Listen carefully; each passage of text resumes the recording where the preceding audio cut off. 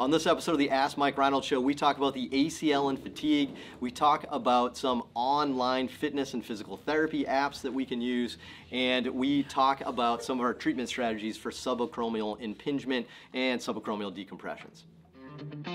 The Ask Mike Reinold Show. Helping people feel better, move better, and perform better.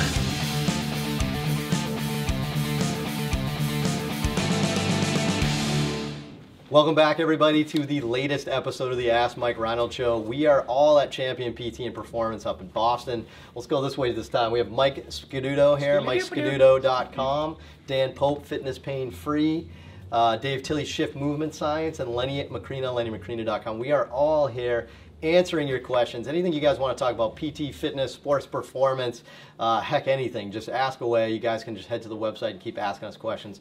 We got a bunch of good ones from our student trio today. Let's see. Haley Brinkman from the University of North Dakota. This is always such a challenge for me. Matt Berkey, Maddie B. Birkenstocks. So notice how Haley's just Haley, like, 'cause she's too cool to have a nickname. What exactly are you doing? Utah. University of Utah. Oh, is that a Utah thing? Football team in high school. And Brooks Klein, our veteran leader of the clinical affiliations, Arizona, right here, UNLV. What do we got, Brooks? You starting it off? Yep. First up, Savannah from Texas. Hi everyone, I just wanted to preface my question by saying how great it was to hear Mike and Lenny talk at CSM. Oh, thank you, Savannah. So nice. And it was a dream to be able to learn from you all and hear you speak. A dream? That sounds like a nightmare. So I don't know if you knew, but I had the flu. Which I didn't realize that, and then everyone wanted to shake my hand. I was trying to fist bump. And I'm like, all right, well, you fine. got the flu after. Yeah. Sorry. We only have one confirmed one on Twitter. N equals 1 starts here. Sorry. Call it ground zero. Ground zero. I was ground zero. So what do we got from Savannah? So my question has to do with the ACL fatigue talk. What are your thoughts on this? Should we train the athlete to fatigue before they return to sport? Thank you, guys. Len, did you see that talk, the ACL fatigue talk? I don't think I did. Yeah, I don't think I saw it either. They made us freaking speak the whole time. I mean, we were actually speaking. It was like terrible. There was like no break. So yeah. Well, it sounds like people were talking about this a little bit. So I kind of a little bit here, but I think it's just the concept of, like, you know, people aren't returning to play at an appropriate time. So what do you think? Is it important to train fatigue? Right. I do, and I know this is an ongoing Twitter battle between our friends Tim Hewitt and Dan Lorenz. A fun battle. I've seen them talking about it a lot, and I know the research side is not screaming that fatigue is playing a role in ACL injuries. At least that's what I think the argument Tim is saying. I don't want to speak for Tim, but it seems like that's the impression. I know Dan and clinicians like ourselves are probably saying, no. It seems like if they're fatigued, they're not going to have the dynamic stability, neuromuscular control, or they're going to have the valgus collapse a little easier than if they weren't in a fatigue state. And I know people have put out there, some of their own private research showing that if you're fatigued, then your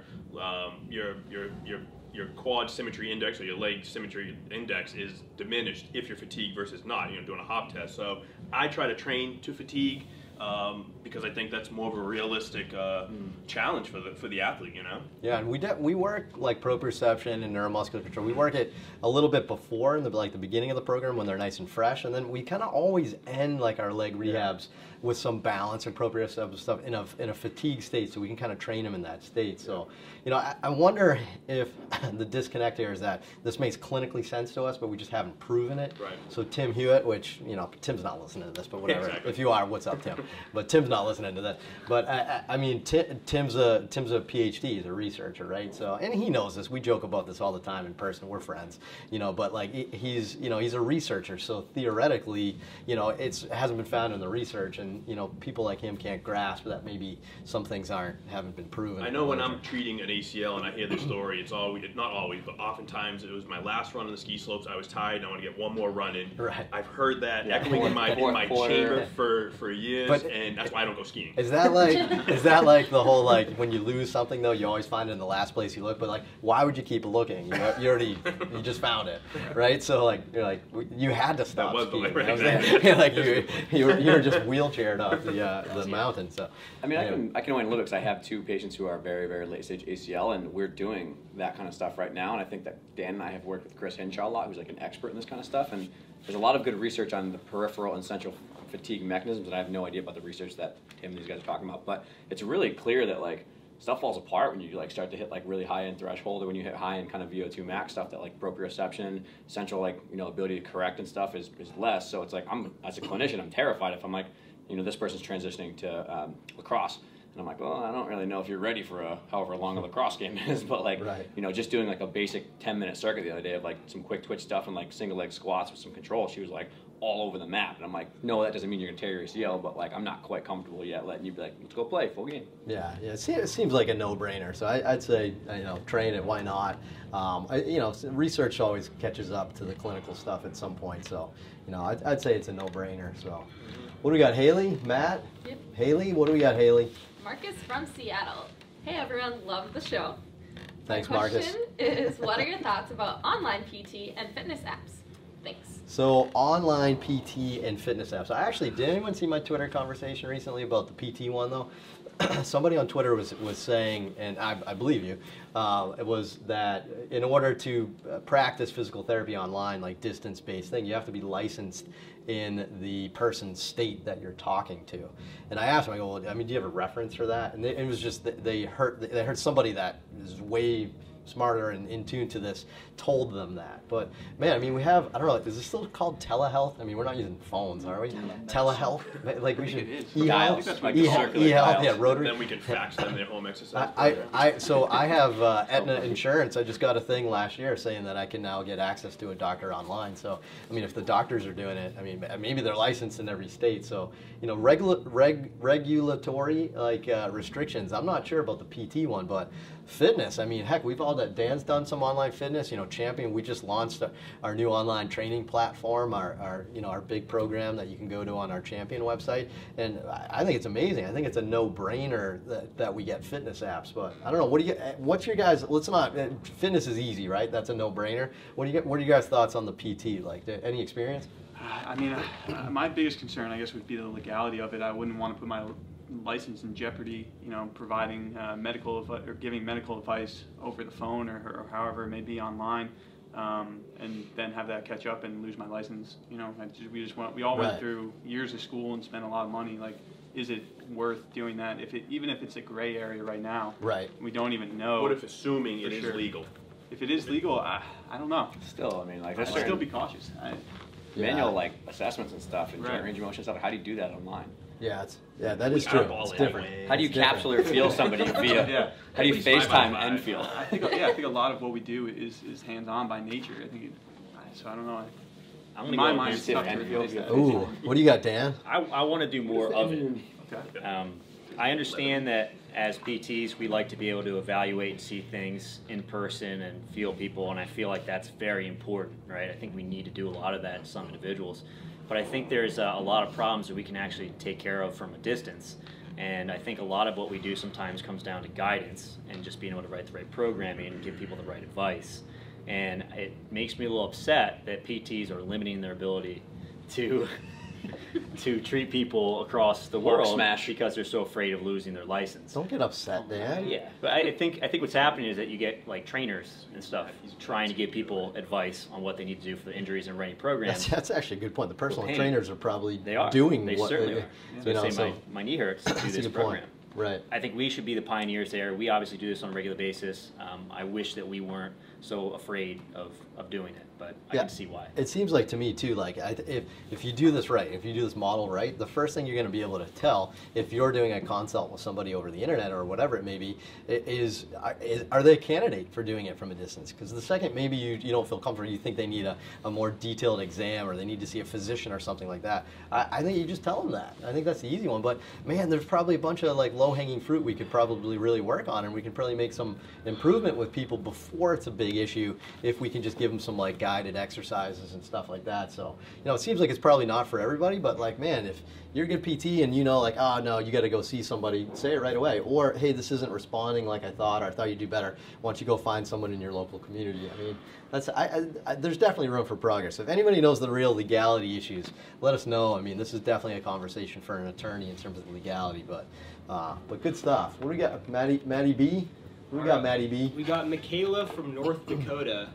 gives a little shout out to Haley, classmate and best friend apparently. Oh, Haley's best friend? What's her Bestie. Michaela. Michaela. Thanks, Michaela. BFF TWD.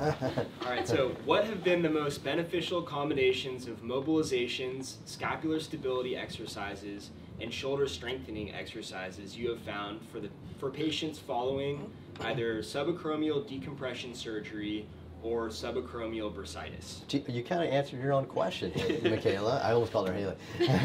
Hallie. Yeah, you kind of asked her. What do you guys think? Why don't we go around a little bit? We'll go quick on this one, but like, what do you think the top like 1 or 2 things you need to do with somebody that has shoulder impingement or subacromial impingement? You know, Len, you want to start?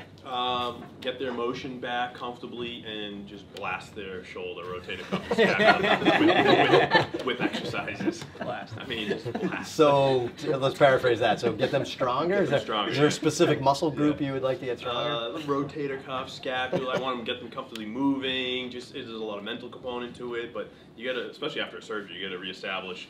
You know, that joint mobility very easily. It can scar down in that subacromial space after they debride out all that junk up there. So you got to reestablish that range of motion. Very medical. Yeah. Blast him, get that junk out of there. Len's ready for telehealth right now. This is gonna be good. I think I'd be good at telehealth. What do you got, Tilly? Yeah, I think echoing Lenny, I think that people need to just do the basics really well at first. I mean, most people who have impingement or issues like that are freaking out because they have so much pain, they can't lift their arm. It's very, very like, I can't put my coat on, and just, you know, kind of talking somebody off the ledge first, and like basic motion, basic strength, do that first for a month, and then once people are like constantly doing that, then you talk about like exercise progression, a little bit more complicated things around like loading paradigms, but most people go step 1, step 5, and then they get frustrated. Mike, what do you think? You want specific exercises that I would do? Because I agree with everything that they'd say, so I don't know. Do you have anything to add? No, I'll stick with what they have. I like it. All right, good. Yeah. That's the way to do it. Dan, how about you? Mobility, baseline cuff, and scapular strength. Blast them. Another one is specificity. Get that junk out of there. Specificity You of got to blasting. start progressing towards the movements that the individual wants to get back to. And the last one I think is that if someone has like a decompression surgery and they had some underlying like rotator cuff tendinopathy, they probably have to be patient. That's not something that gets better quickly. So 4 to 6 months or more, even though it's just decompression. That's a good point. Whoa. I have one more. No, I have one. Wow. Well, you said I think you have to know the surgery really well and know what motions to hold off on. Like if you have like a slap tear, like a bank arch shift, like obviously this kind of stuff would be towards the end. So like most people just do general motion on all surgeries, but like careful at certain motions. Yeah, no, it makes sense. I would say, there's probably 2 reasons why you're getting this. It's, you could have something, with your body, right? So maybe you have, tight, you have limited thoracic mobility, right? So excessive kyphosis, anterior tilt, decreases your subacromial space, stuff like that. You could have a weak cuff. You could have a tight, like inferior capsule, like all these things. You could have weak scapular necks. That's kind of like the intrinsic factors, right? But sometimes the extrinsic factors are really all it is. It's like, you have limited mobility, but like you keep snatching, or you do the wrong activities, or your work requires some overhead activity, but you don't have like the strength and dynamic stability. So I'd say put those together, a good examination of the person, and I think you'll put it together. I think your question, you answer your own question. I think you're trying to maybe you, I don't know. She's just trying to plug Haley. But This has nothing to do with the the question. It's trying to complicate things too much in our profession. It's just getting the motion back and get them stronger. I think it's just define what's wrong with them. Create a checklist of things that are suboptimal, and then re-educate them back into the specificity of the blasting. And I think we're good. So good, great episode, guys. Thanks so much. Head to MikeReinold.com. Click on that podcast link. You can ask us questions. You can subscribe to us on iTunes and Spotify. Please give us a nice review, rate us, and subscribe. All that cool stuff. And we'll see you guys on the next episode. Thanks so much.